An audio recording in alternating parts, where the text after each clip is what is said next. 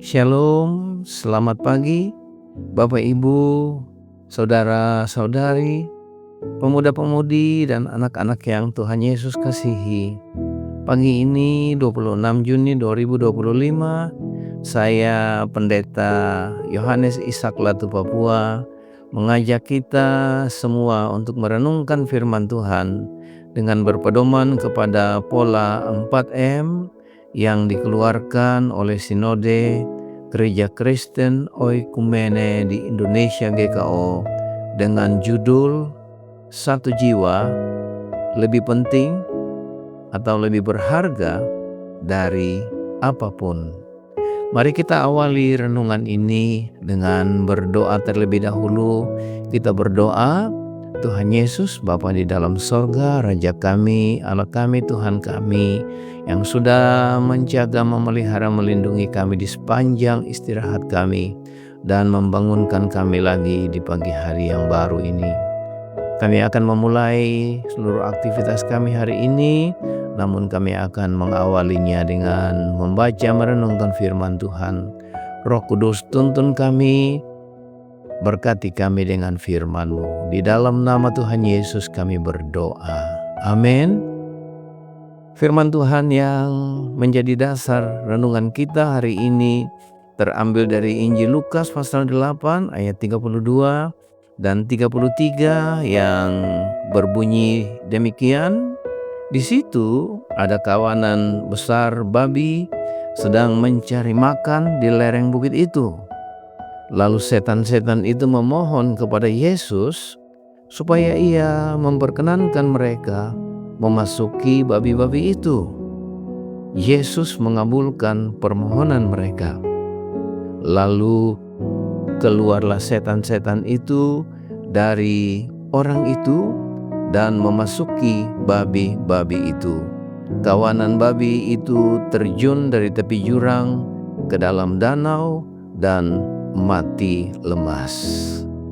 Demikianlah pembacaan firman Tuhan. Terimalah dengan sukacita firman Tuhan hari ini. Kita akan memulai renungan ini dengan mendengar beberapa pertanyaan berikut ini. Pertama, apa yang diminta oleh setan-setan kepada Yesus? Mereka meminta untuk masuk ke dalam babi-babi itu. Bagaimana respon Yesus terhadap permintaan mereka? Yesus mengizinkannya. Apa yang terjadi setelah setan-setan itu masuk ke dalam babi yang berjumlah ribuan ekor itu? Mereka terjun ke dalam danau dan mati lemas. Bapak, Ibu, saudara-saudara kekasih Kristus, dalam peristiwa ini Yesus mengabulkan permintaan roh-roh jahat untuk masuk ke dalam kawanan babi itu. Setelah itu, kawanan babi itu segera terjun ke danau dan mati tenggelam di sana. Dari catatan penulis Injil Markus pasal 5 ayat 13, disebutkan bahwa jumlah babi-babi itu ada sekitar 2000 ekor. Satu jumlah yang sangat besar. Dari sisi ekonomi, ini adalah kerugian besar. Ribuan ekor babi atau aset berharga masyarakat setempat waktu itu lenyap dalam sekejap. Namun satu hal yang menjadi sangat jelas, bahwa Yesus menganggap satu jiwa yang terbelenggu oleh kuasa kegelapan atau setan-setan jauh lebih berharga daripada seluruh kawanan babi yang ada. Yesus tidak memikirkan nilai pasar, tetapi nilai pribadi manusia di hadapan Allah. Bagi Yesus, satu jiwa, satu pribadi yang hancur dan terhilang layak diselamatkan, meskipun dengan harga sosial dan ekonomi yang mahal. Jiwa saudara dan saya sangat berharga di matanya. Tuhan Yesus menunjukkan nilai ilahi atas martabat manusia.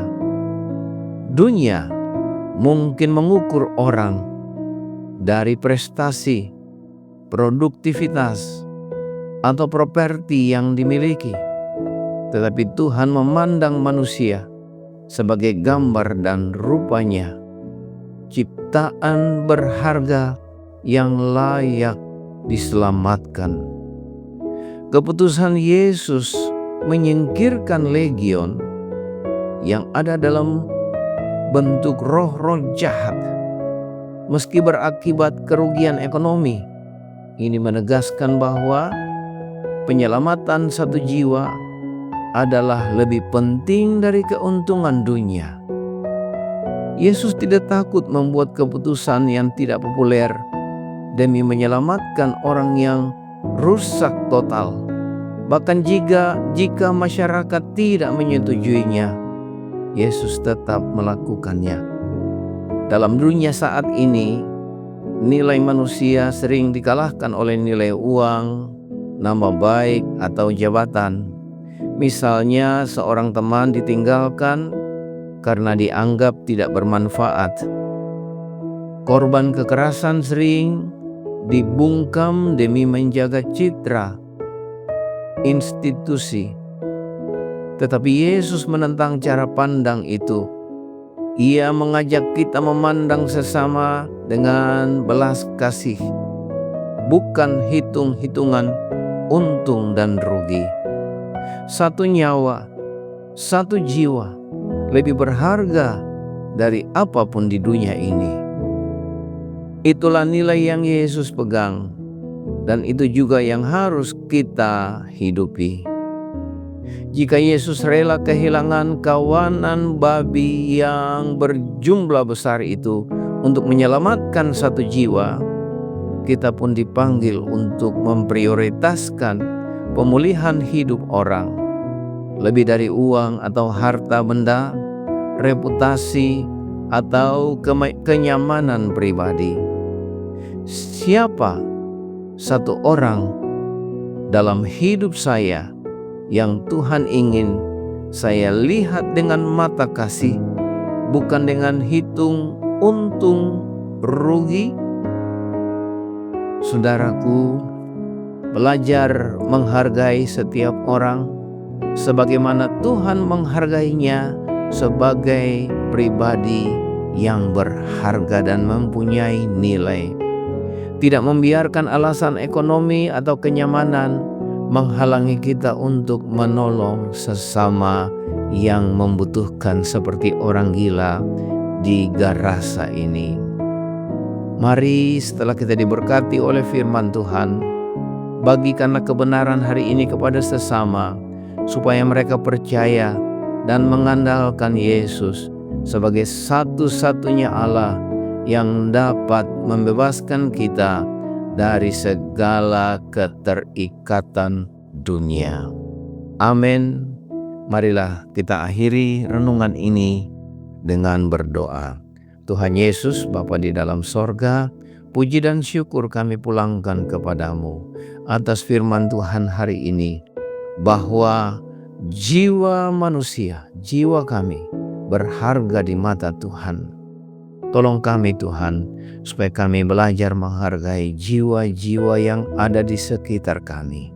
Berkati kami hari ini dalam seluruh aktivitas kami, dalam usaha, pekerjaan, bisnis, pelayanan, studi anak-anak dari TK sampai ke perguruan tinggi. Jemaat-jemaat yang mencari pekerjaan, Tuhan buka pintu-pintu berkat-Mu, lalu memberkati kami.